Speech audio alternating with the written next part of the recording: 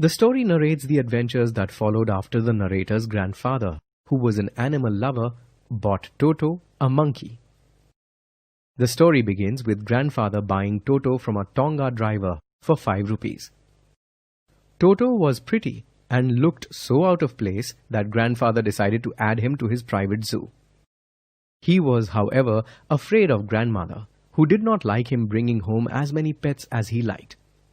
So the narrator and grandfather brought Toto home and decided to keep him a secret from grandmother. Toto was extremely mischievous.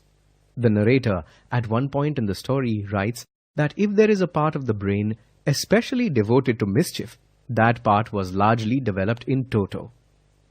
Toto, on his first day, ripped open the peg to which he was tied, shredded the narrator's blazer, and tore up the wallpaper that grandfather had chosen for the walls. Toto was then transferred to the servants' quarters, where he lived with the other pets.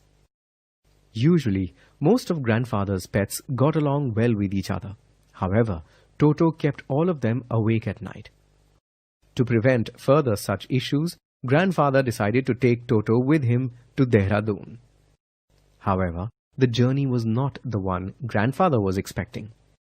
He and Toto made it through most of the trip without any incident, but at the railway turnstile, Toto suddenly poked his head out of the bag and scared the ticket collector. The ticket collector thought Toto was a dog and charged poor grandfather 3 rupees extra. Grandmother finally accepted Toto and gave him a comfortable home at the stable. His companion was their donkey, Nana. However, when grandfather came to the stable to make sure that Toto was comfortable, he saw poor Nana struggling because Toto had jumped on her head and bitten her ears. Toto loved the warm baths that grandmother prepared for him. It was a treat for him. He would expertly check the temperature of the water and then enter the bath 1 foot at a time.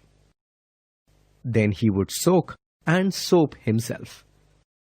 Once he almost boiled himself because he did not realize that the kettle was still on the fire. He was saved by grandmother, who pulled him out of the kettle just in time. One day, grandmother had made pulao. When everyone entered the dining room, they saw Toto sitting on the table, stuffing himself with rice. He threw a plate at grandmother, who had screamed at him. He also threw a glass of water at one of the narrator's aunts. Then Toto jumped out the window with the dish of pulao. He climbed all the way up the jackfruit tree and ate all the rice while everyone watched. Finally, to take revenge on grandmother, who had screamed at him, he threw the dish down the tree and laughed when it broke into pieces. This incident made everyone, especially grandfather, realize that they could not keep Toto for long. He was becoming very expensive for them to keep because he kept destroying things. They could not keep replacing them all the time. So grandfather took Toto back to the Tonga driver, but he could only sell him back for 3 rupees.